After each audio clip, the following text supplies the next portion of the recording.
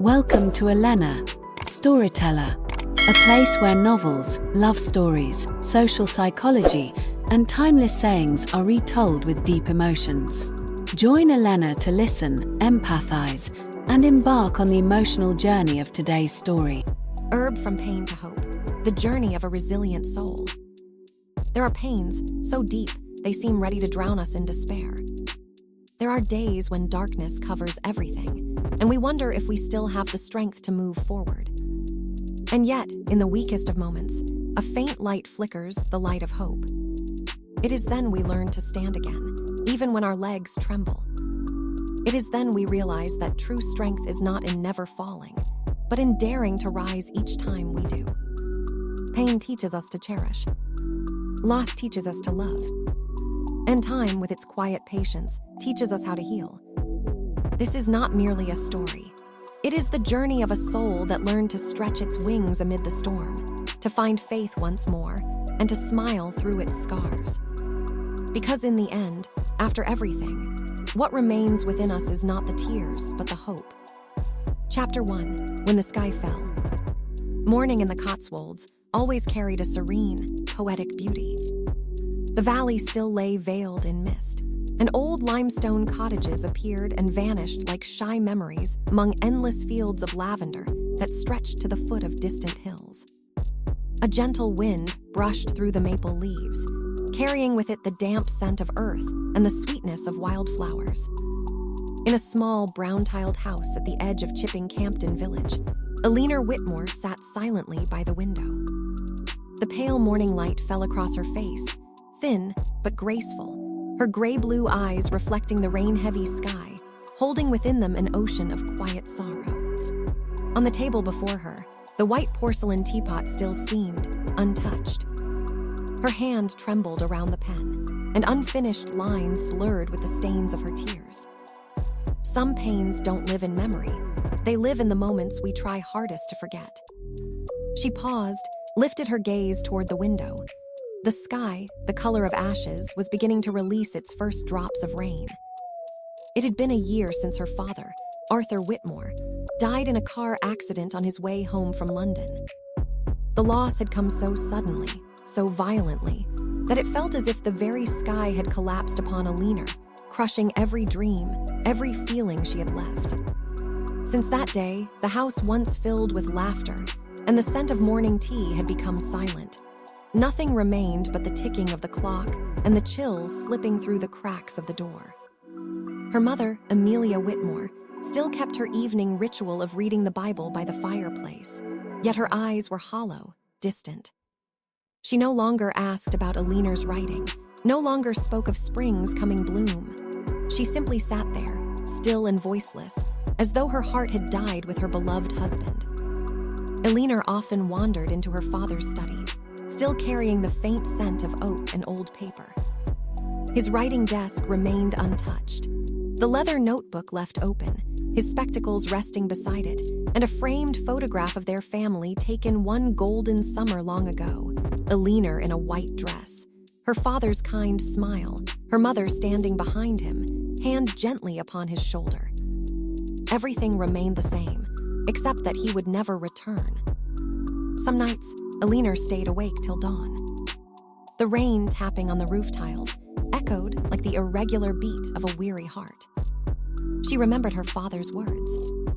"You write not to escape reality, my dear, but to find yourself within it." But now, whenever she picked up her pen, that voice was gone. Her words slipped away, empty, lifeless, like fallen leaves. Every attempt to write summoned the crash of metal, the screech of tires, and the blinding flash of headlights tearing through the dark. Her head dropped to the desk, her fingers gripping the paper's edge. Tears fell silently, spreading the blue ink into bleeding clouds. That afternoon, when the rain finally ceased, Eleanor decided to step outside. She wrapped herself in her father's old wool coat and followed the cobblestone path leading to the river Windrush. The narrow stream wound its way through the village, reflecting the heavy, gray sky above. Children were laughing as they skipped stones across the water, their joy echoing in the quiet. Eleanor stopped on the wooden bridge, inhaling deeply. The cold wind brushed through her chestnut hair. In that moment, she felt utterly alone in the vastness of the world. "Father, if I could rewrite my life, what would I write?" Her whisper drifted into the breeze like a prayer. No answer came, only the sighing of wind through the branches and the murmur of water below, soft as a lullaby. When she returned home, a letter had been slipped beneath the door. The paper bore the seal of St. Alden's Hospital, Cotswolds. She opened it. "We cordially invite Miss Alina Whitmore to attend our upcoming charity gala. Your presence, as a respected local author, would be an honor to us." Beneath it was the signature, Dr. Thomas Ashford, head of cardiac surgery. Alina frowned slightly. She had never heard the name before. Yet something about his handwriting, precise, confident, caught her attention. She set the letter on the table, her eyes drifting to her father's photograph, then toward the window. Outside, the rain began again, slender drops sliding down the glass, in rhythm with her heavy heart. That night, Alina dreamt of a wide garden drenched in sunlight. Her father sat beneath an apple tree, writing at a wooden desk.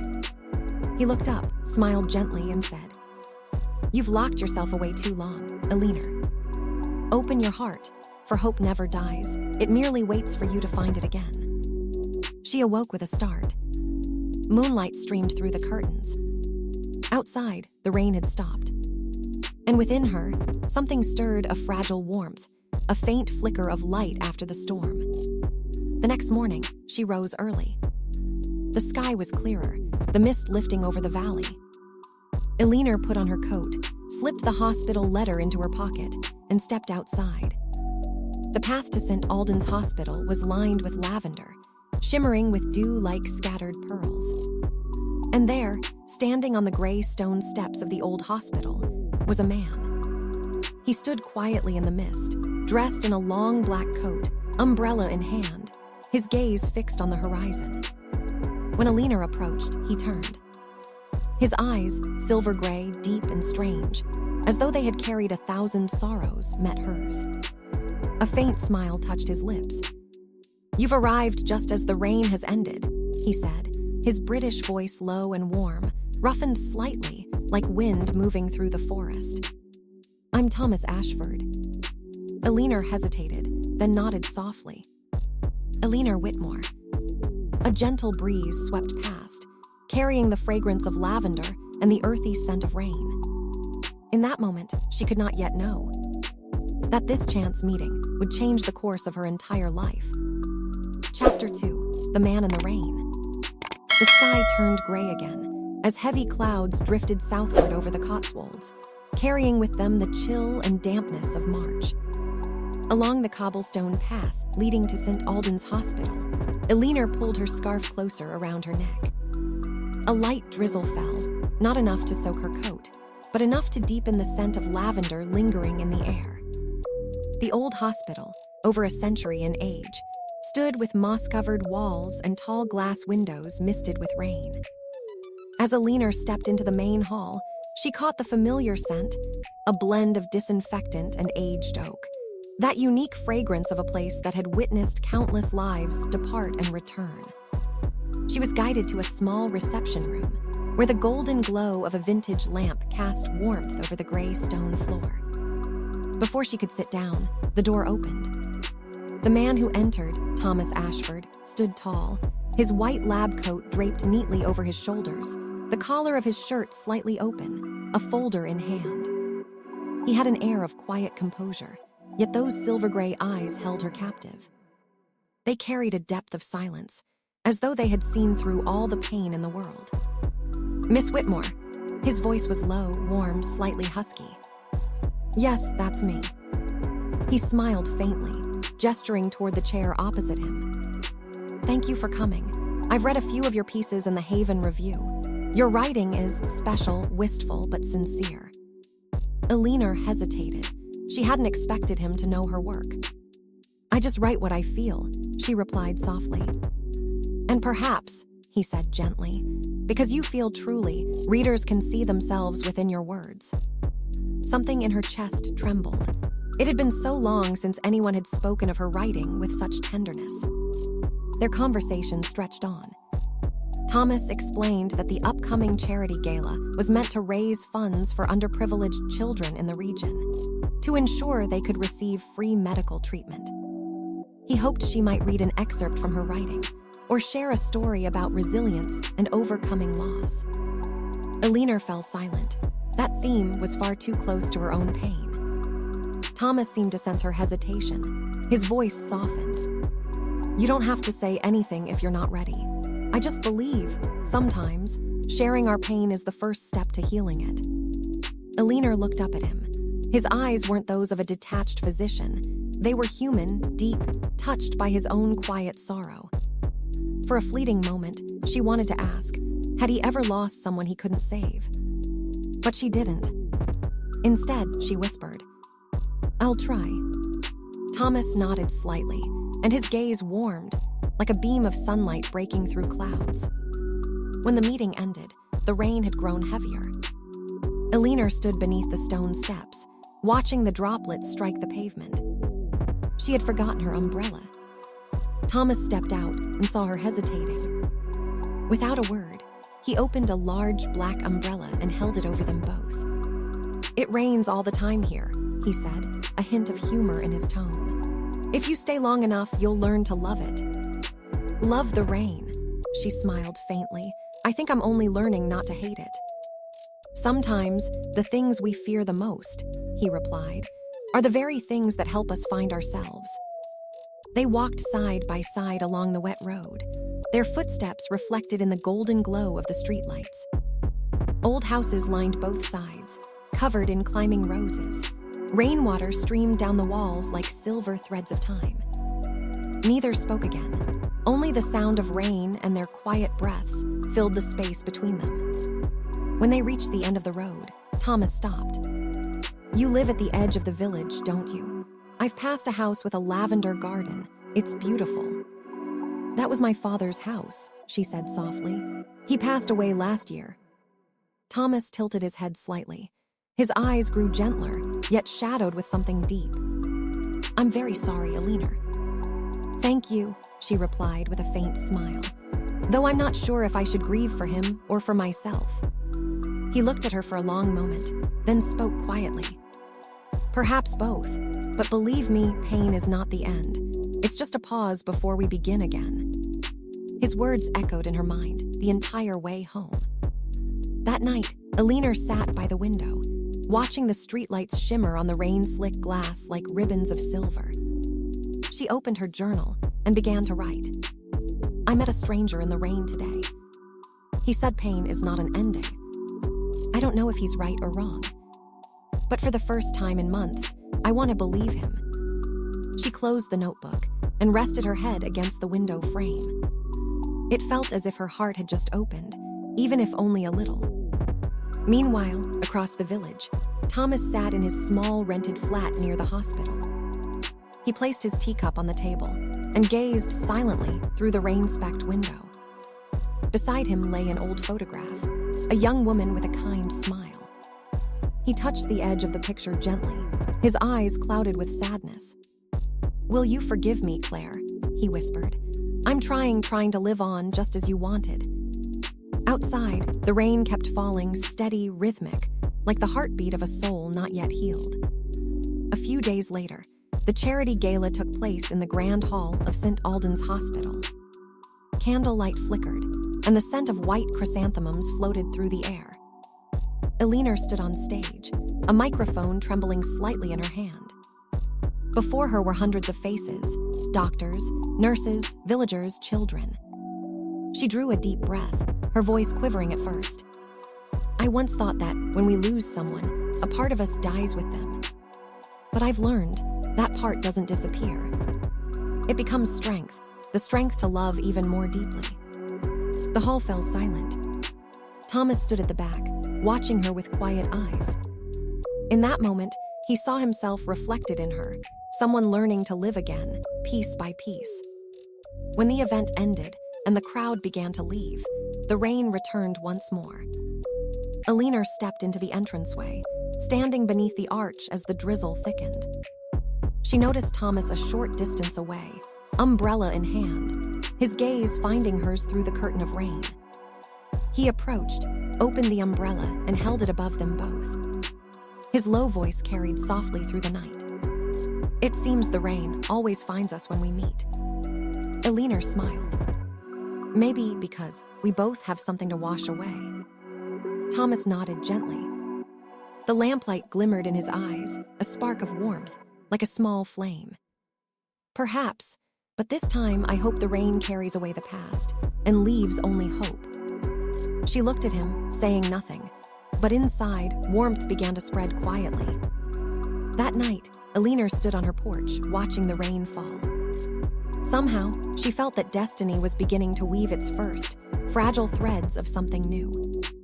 And somewhere out there, beneath the English rain, two hearts had begun to find each other. Not in perfection, but in the tender beauty of their unhealed scars. Chapter 3. The Letter Never Sent. The next morning, a pale sunlight filtered through the thick clouds, falling softly across the misted window pane. Elinor woke to the stillness of her small house. Everything was familiar: the beige walls, the armchair by the fireplace, the stack of old books on the table. Yet somehow, something felt different. Perhaps it was because of last night. Perhaps it was because of the man's eyes in the rain. Eyes that had stirred something she thought she had long forgotten.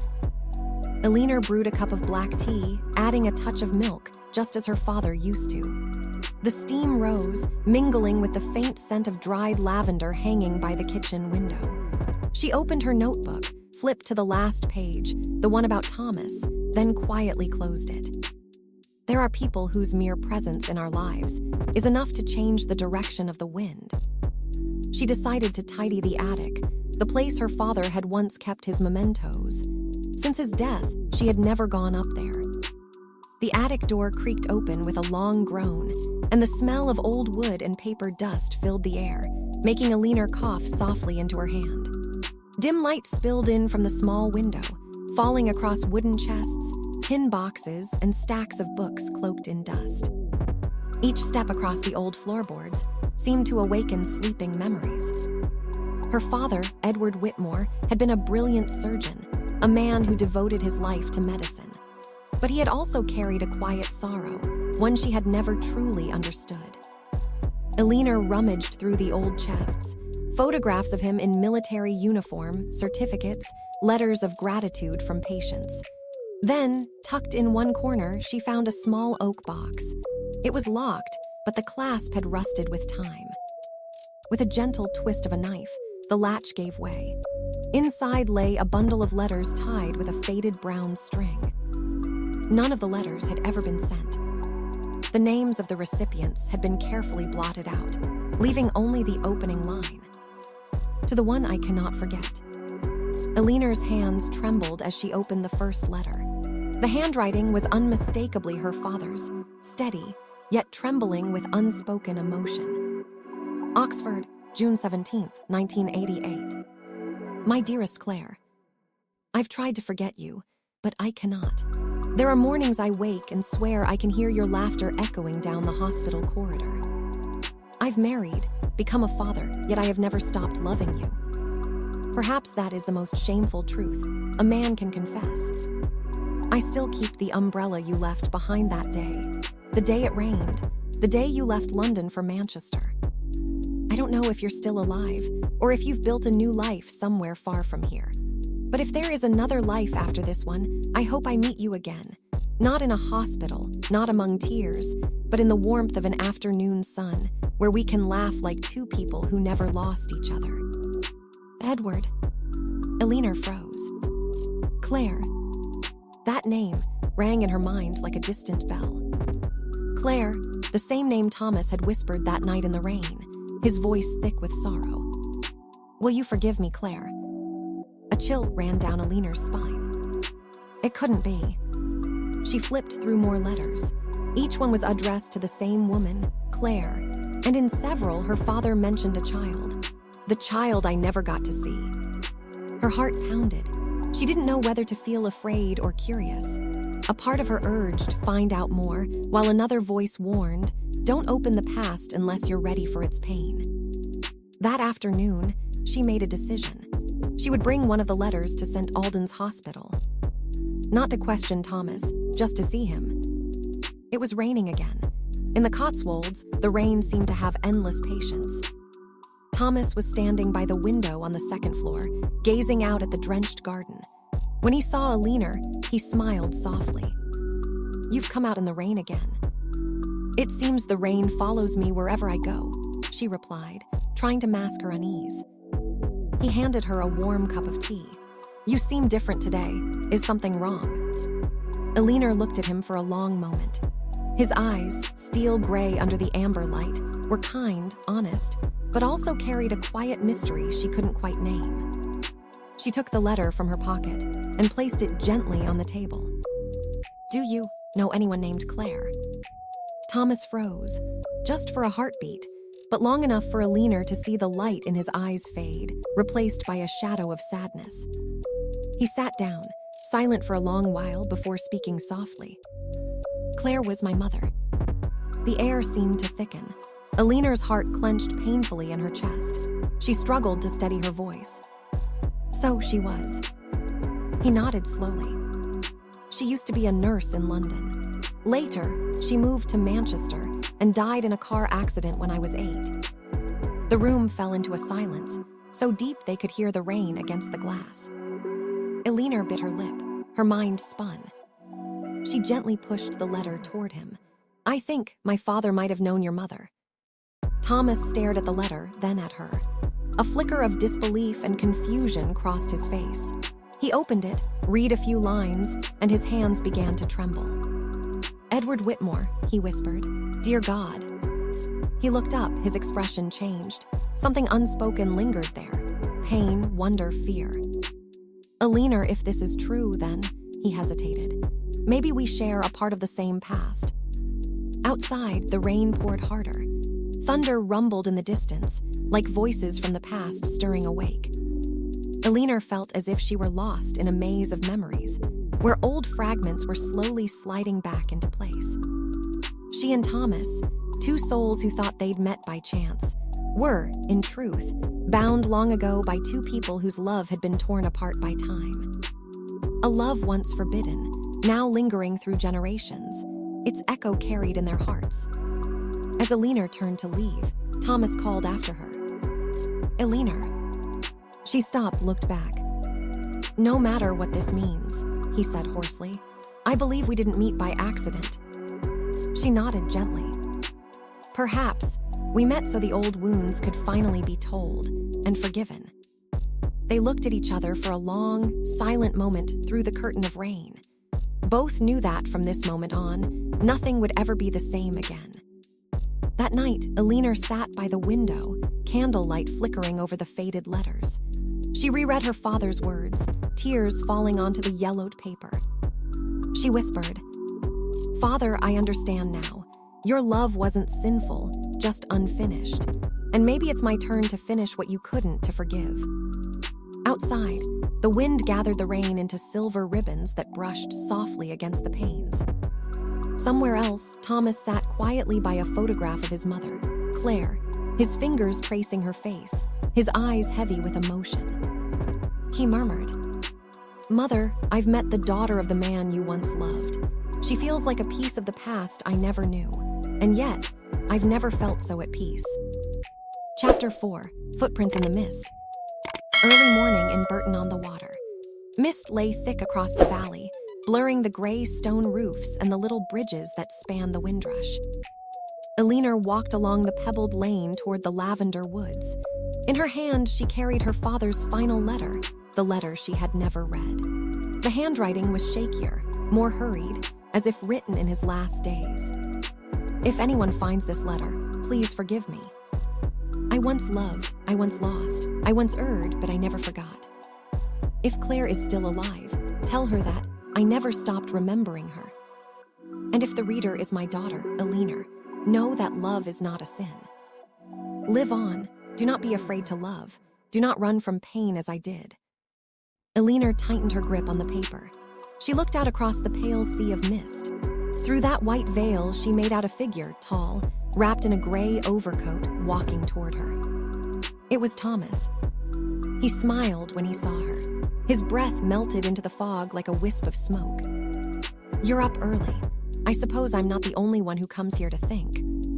"Sometimes the mist makes you feel sheltered," Alina replied, her voice almost a whisper, "as if it hides the things we are not yet ready to face." Thomas nodded and fell into step beside her. But in the end, the mist always lifts, and the things we fear to see will still appear. She was quiet, he was right. They walked along the riverbank. The water gurgled. The melting mist made soft, crackling sounds on the grass. "After that day, I read all the letters your father wrote," Thomas said evenly, his voice catching a little. "I hadn't known they loved each other like that." Alina looked at him. "Are you angry?" she asked. "No, only sad. They let the past decide for their hearts." He paused and stared down at the still water. "You know, my mother once told me that the person she loved most was someone who could never truly be hers.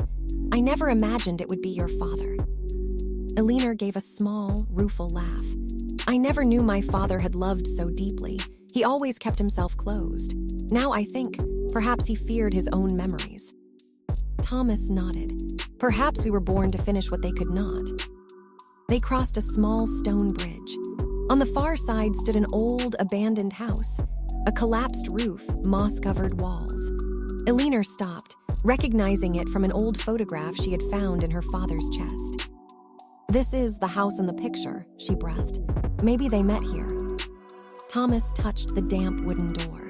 "This house belonged to a doctor and a nurse. They say the two met here in secret until they were forced apart." "My father and your mother," Alina exhaled, as if she had just brushed a portion of fate's forgotten memory. They stepped inside. The smell of mildew was strong, but slivers of light cut through the warped boards, painting long bars of sunshine over broken furniture. On the walls hung a few yellowed prints, a countryside scene, a dried bunch of lavender, and an unfinished portrait. The face of a woman with eyes very like Alina's. Thomas ran his finger along the frame. "This must be a painting your father started." Alina trembled. "He once said there was only one person he ever painted. Now I know who that was." They sat by the window in silence for a while. Thomas murmured, "Perhaps this place witnessed everything: love, separation, and regret." Alina nodded. "And now it witnesses us." Their gazes met and held, neither rushing. In the white mist, there was something fragile and indistinct, but enough to make their hearts tremble. By noon, as they left the house, the sun began to break through the fog. Light fell on the green meadows, dewdrops sparkled like diamonds. "Maybe we should find out more," Thomas said. "I have contacts at the old hospital where my mother worked. There may still be records." "You want to come with me?" Alina asked, surprised but comforted. "I think some journeys are better with two." She smiled. "Then we'll go together." That afternoon, they drove north toward Oxford, where the past had begun. The road ran between oaks, shedding their leaves. The wind sighed softly through the open windows. Alina watched the fields slide by bands of gold and fresh spring green.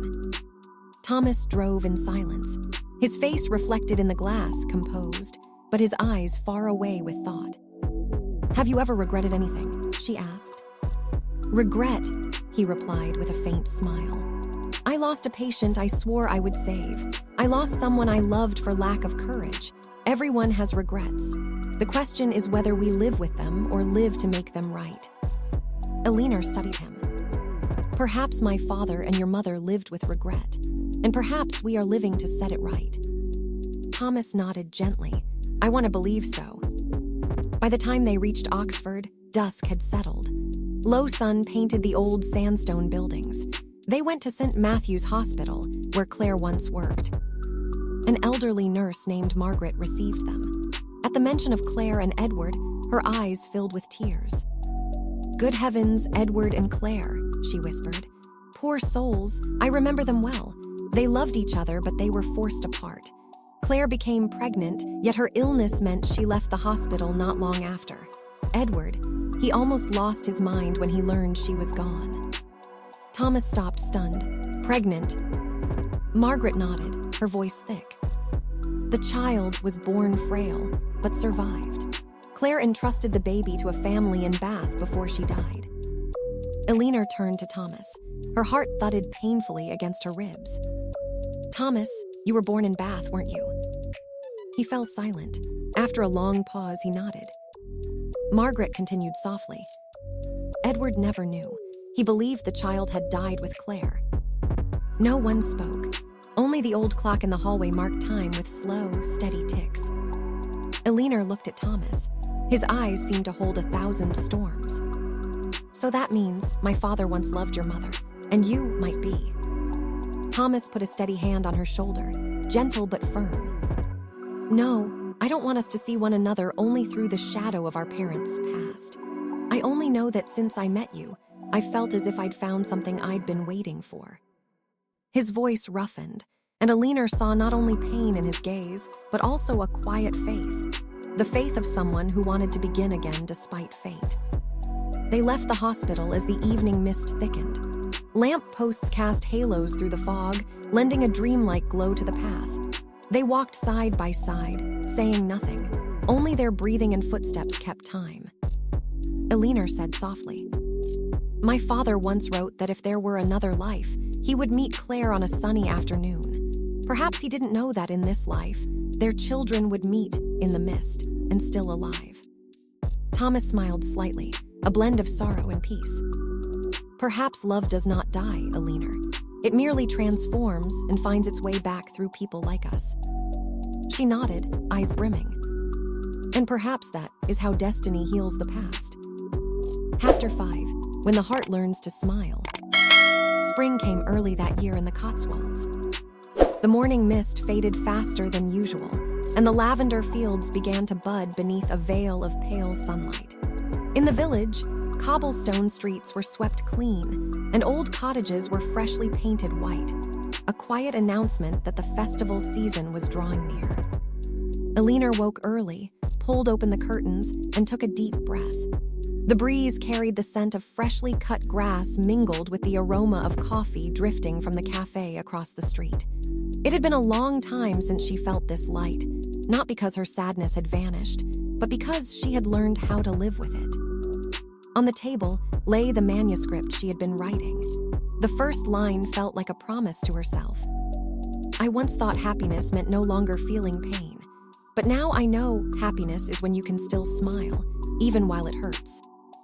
Eleanor smiled faintly, slipped on her coat, picked up a woven basket, and headed toward the village market.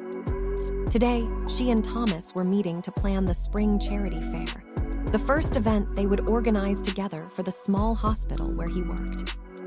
Cherry Blossom Morning Light. Thomas was already at the cafe beside the old church, where the windows opened onto a sunlit valley. He was helping the owner hang bundles of dried lavender on the walls. When Eleanor entered, he turned, and his gentle smile seemed to dissolve the last traces of her lingering melancholy. "You're right on time," Thomas said, placing a cup of chamomile tea on the table. "This must be the first time in my life I've been complimented for being punctual," she teased, laughing. "And the first time I've seen you smile this much," he said softly, then looked away, as though he'd said too much. Eleanor hesitated for a moment, then smiled again. How strange, just seeing him seemed to give her strength. To live, to write, to believe that pain didn't have to be the end of love. Hot beverage, an afternoon of ideas and memories. They spent the afternoon drafting plans for the event. Thomas would handle the medical side, while Eleanor would take charge of publicity and the opening speech. They sat side by side near the wide-open window, while soft gusts of wind carried drifting cherry blossoms through the air like pink rain. At one point, Eleanor noticed a little boy in a wheelchair passing by outside. "That's Jamie," Thomas said quietly. "His mother died giving birth to him. His father left soon after. He's the reason I wanted to organize this event." Eleanor fell silent. She looked at Thomas and saw in his eyes a deep, tender sorrow, the kind that belonged to someone who had known both loss and compassion. He wasn't just a doctor. He was a man trying to heal himself through every life he helped save. "Do you still think about her?" Elinor asked softly, her voice trembling. Thomas was silent for a few seconds. "Yes, every day, but it's no longer painful, just gratitude. She taught me what love truly means. And when she was gone, I learned how to live in a way that honors that love." His words made Elinor's chest tighten. She understood. Those who have loved deeply always carry a scar in their hearts, but they can only move forward when they learn to turn loss into thankfulness. Sun behind rain cloud the spring festive. On the day of the festival, the village was alive with sunlight and laughter. Stalls lined the main street, filled with apple pies, honey candies, and pots of purple flowers. On the small stage, Elinor stood behind the microphone. Her voice trembled at first, but grew steadier as she saw Thomas in the crowd, nodding to her with quiet encouragement. She spoke about people who had overcome loss, about how love could heal even the most impossible wounds. Every word she said carried truth, because it came from her own story. When the charity auction began, Thomas unexpectedly stepped onto the stage. He donated an oil painting of the Cotswolds in winter, a work he had painted after his wife's passing. "I once believed that when someone you love dies, your world ends," he said. "But today, I've learned that the world remains, you just have to see it through a different light. And sometimes, that light comes from someone you never expected." He looked at Elinor and smiled, a quiet, wind-like smile. For a moment, the crowd was utterly still, before a wave of applause rose and filled the square. Full moon, fireworks on the Lavender Hill. When the festival ended, the villagers climbed the Lavender Hill to watch the fireworks. Elinor and Thomas stood side by side beneath a sky blooming with gold and violet.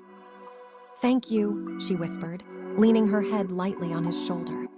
"Not just for today, but for helping me believe that life can still be beautiful." Thomas took her hand and squeezed it gently. "Thank you, Elinor, for reminding me how to smile again." Above them, the fireworks burst into cascades of light. Below, two people who had once been broken stood quietly together, not whole, perhaps, but at peace. Elinor thought to herself, maybe happiness isn't finding someone perfect. It's finding someone who can make your heart smile, even after the storm. That night, back at home, she sat at her desk, opened her father's old journal, and wrote the final line of the day's entry. "Today, my heart smiled. Not because every wound has healed, but because I know now. I can still love."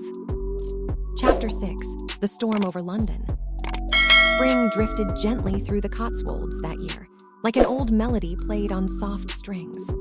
The lavender hills burst into color once more, and flocks of sparrows called to each other in the golden morning light. Elinor had begun to write regularly again, her words lighter, steadier, more full of breath and life. Yet, somewhere between the lines, she still caught the reflection of Thomas's eyes, and with it, a faint unease that refused to fade. He was still the same, gentle, kind, and quietly steadfast, but behind those calm eyes lingered something unspoken, a shadow she could not name. One night, Elinor woke to the sound of heavy rain. Through the half-open door, she saw light spilling from the living room. Thomas sat there, face pale, phone trembling in his hand. She stepped closer, whispering, "Thomas, what's wrong?" He looked up, his eyes red-rimmed. "London called. St. Mary's Hospital, they need me back. A 10-year-old boy, heart surgery, complicated case. No one else can take it." Elinor froze. London. The city he had left behind. The city that had taken everything from him. "You're going back?" she asked softly. Thomas was silent for a long time. The rain lashed against the window like 1,000 breaking hearts. "I don't know," he finally said. "I swore I'd never set foot there again. But if I don't, I'll regret it for the rest of my life." Cloud with rain the morning of farewell. The rain lasted through the night and stopped only at dawn. Dew clung heavily to the lavender stems, reflecting a sky the color of ash. Alina stood on the porch, watching Thomas pack his suitcase. Everything happened quietly, as if they both knew that if they spoke too much, they might never be able to say goodbye. She stepped closer, adjusting the collar of his coat. "You have to go, don't you?" He nodded. "I need to face the past, not to change it, but to stop being afraid of it." Alina's eyes shimmered with tears. "You once told me courage isn't the absence of fear, it's walking forward in spite of it. Now it's your turn, Thomas." He smiled faintly, the saddest smile she had ever seen. Before leaving, he took her hand and whispered, "If I don't come back, remember, there's someone in London who will always believe that you were the miracle." The Cotswolds train station lay quiet beneath a veil of mist. When the whistle blew and the train began to move, Alina stood motionless, a small figure in the fog. She didn't know how long it would take before he returned, or if he ever would. Cityscape at dusk London, the city of memories. Thomas stepped off the train at Paddington Station into a gust of cold wind. London greeted him with gray skis, the shimmer of high-rise windows, and the endless hum of traffic. Every street, every corner carried echoes of another time, back when he had been one of the city's top cardiac surgeons, and when his beloved wife, Isabel, had still been alive. He remembered the surgery that had shattered his life, the one that took Isabel from him and left him unable to trust his own hands. Every step toward St. Mary's Hospital reopened the wounds he had buried so long ago. "Welcome back, Dr. Ashford," said a colleague in a hoarse voice. Thomas only nodded. He slipped into his white coat, drew a long, steady breath, and when the operating room doors closed behind him, he knew the past was standing right there, waiting. Medical in the operating room. The surgery lasted 8 hours. The boy Oliver, 10 years old, had a complex congenital heart defect. Every minute was a battle, not just for the boy's life, but for Thomas's own redemption. Sweat blurred his vision. A nurse tried to relieve him, but Thomas shook his head. "No, I have to do this myself." The monitor beeped rhythmically, until it didn't. No pulse. Charging the defibrillator. Thomas's hands trembled. For a brief moment, he saw Isabel, her gentle smile, her calm eyes. "You can do this, Thomas," her voice whispered in his mind. He gripped the scalpel tighter, his voice low but steady. "This boy will live." Minutes later, the monitor beeped again, slow, faint, but steady. Oliver was breathing. The room erupted in relief. Thomas stood frozen, tears spilling down beneath his mask. He had never cried in an operating room until today. Night with stars letters never sent. That night, Thomas sat alone in his office, writing a letter. "Alina, London is still cold and loud as ever, but this time, I'm not afraid of it anymore. The boy survived. Maybe Isabel is smiling somewhere now. I've realized that healing isn't about forgetting those we've lost. It's about daring to live again, more fully, more tenderly. And I want to live that way because of you." He folded the letter, but never sent it. Partly because he didn't know what else to say, and partly because he wanted to tell her in person. Cloud with rain in the Cotswolds, days of waiting. Meanwhile, Alina spent her days walking to the Lavender Hill, where they used to watch the sunset together. She wrote, but every page was heavy with longing. Some nights she cried, clutching the pocket watch he had left behind. She believed he would come back, even without a single word from him. Faith, strangely enough, was stronger than fear. One rainy afternoon, her mother, Amelia, came and placed a gentle hand on her shoulder. "My dear, sometimes we must let people go so they can find themselves again. If fate still binds you, they'll return, not because you need them to, but because they choose to stay." Alina nodded, smiling through her tears. Sunset dawned over London. A week later, Thomas left the hospital. He stood on Westminster Bridge, watching the Thames shimmer beneath the pale dawn light. The storm within him had finally passed. He knew it was time to go home. He boarded the earliest train bound for the Cotswolds. Outside, the clouds slowly broke apart, revealing the soft blue of morning. London remained loud and restless, but inside Thomas's heart, only one thought remained. I'm ready to return. To her. To myself. Chapter 7. When Dawn Returns. The dawn in Cotswolds, that morning was gentler than ever. Golden sunlight, soft as silk, slipped through the window and fell upon the open book Alina had left on the table. Outside, birds sang across the valley, and the lavender hills bloomed in full violet glory, as though they, too, were waiting for someone to come home. It had been 3 long weeks since Thomas left. 3 endless weeks in which every morning, Alina still brewed 2 cups of tea, yet only one ever held warmth. She felt no anger, no resentment, only a hollow stillness, as if a part of her had gone away with him. Still, she wrote. Each day, Alina sat by the window, pen in hand, capturing her feelings in small fragments of prose. There are encounters that remind us, even though nothing lasts forever, some people live within us forever, simply by the way they change who we are. Cloud with rain, an unexpected letter. That afternoon, as rain fell softly, the village postman arrived with a letter. On the envelope, a few hastily written words leaned slightly to the right. To Alina Whitmore, Cotswolds. The familiar handwriting made her heart tremble. Inside was a folded piece of paper, the ink slightly smudged. Alina, I have returned to London. The storm of the past no longer frightens me. The boy I operated on, Oliver, he survived. As you read this, I am sitting by the hospital window I once feared to look through. I don't know what awaits me when I return to Cotswolds, but I do know this. I want to come back not to escape, but to live. To truly live beside the one who taught me that pain is not an ending. I'll see you when the dawn returns. Thomas. Alina clutched the letter, her heart racing. She stepped out onto the porch, standing beneath the rain. The raindrops were cold, but her heart felt warm. Looking up at the gray sky, she whispered softly, Dawn will come, Thomas. I believe it will. Locomotive the station in the mist. Early the next morning, the Cotswolds train station lay wrapped in a thick mist. The whistle of the train echoed through the valley, leaving trails of white smoke that rose into the pale pink sky.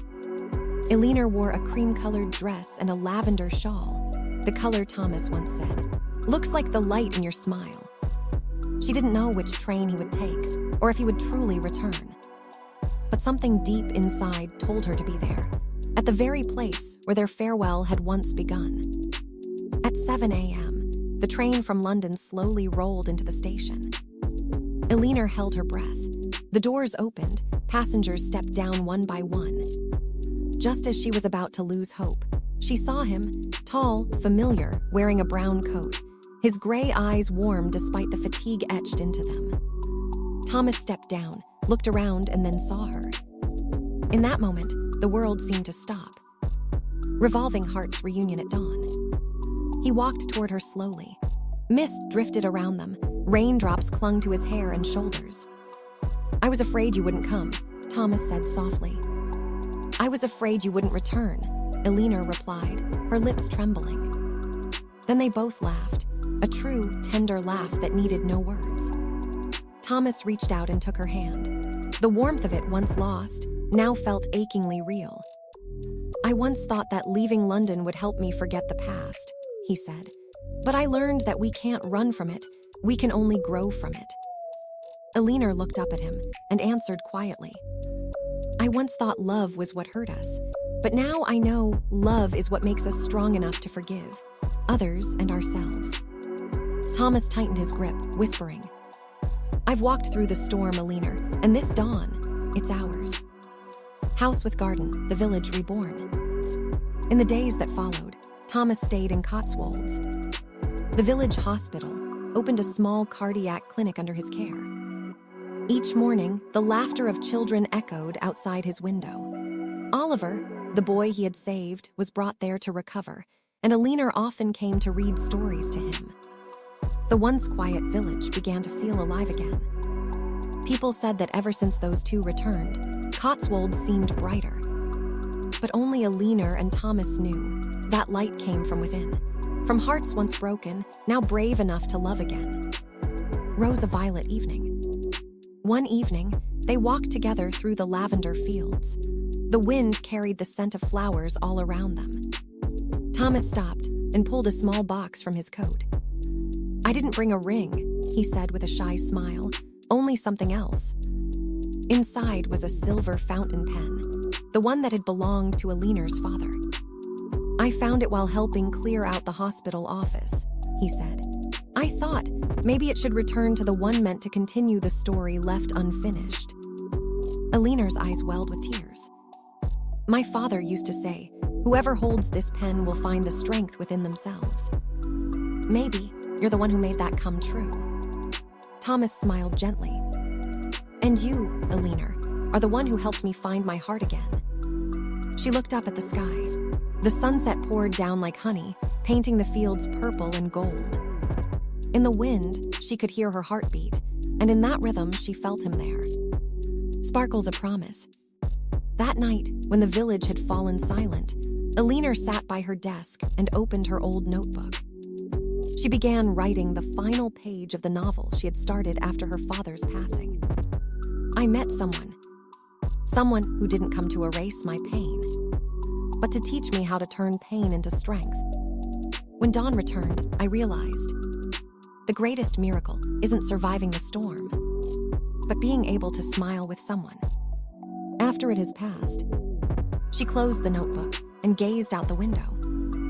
Moonlight draped over the stone rooftops, and somewhere outside, Thomas's soft humming filled the air, the same melody he had once played for her in their earliest days.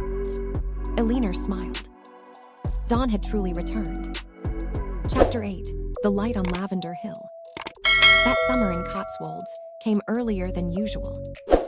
The hills stretched endlessly, blanketed in purple lavender, their fragrance floating through the golden light like mist. The church bells rang in the distance, soft, pure, and wistful, as if bidding farewell to an old chapter and welcoming a new one. Thomas and Alina walked side by side along the winding path up the hill. Around them, the wind played through the fields, chasing sunlight like ribbons of gold. "Do you remember the first time we met here?" Alina asked, her voice light as the morning air. "Of course," Thomas replied. "You were sitting in the middle of the lavender field, writing something, and I just stood there, afraid to move, as if I might break the most beautiful moment of my life." She laughed softly. "And you're still the same, Thomas, always afraid of losing what's right in front of you." He looked at her for a long while, his eyes warm and steady. "Not this time," he said, "because now I know some things, once they belong to the heart, can never be lost." Sun, the dawn of the soul. Since returning to Cotswolds, Thomas had realized that what he needed wasn't merely a home, but a place to believe that life could still be gentle. He began teaching free classes for children in the village, lessons about the body, the heart, and the quiet art of listening to life itself. Alina, too, returned to her writing. Her novel, Between the Rain and the Dawn, was soon accepted by a London publisher. Critics called it a story that heals even the most hopeless of souls. But for Alina, it was simply the story of two people, a doctor with scars and a woman learning to love again. A letter never sent. One afternoon, Thomas found an old envelope in Alina's drawer, yellowed with time, his name written on it. He hesitated, then opened it. Inside were words written months earlier, from the time he had first left Cotswolds.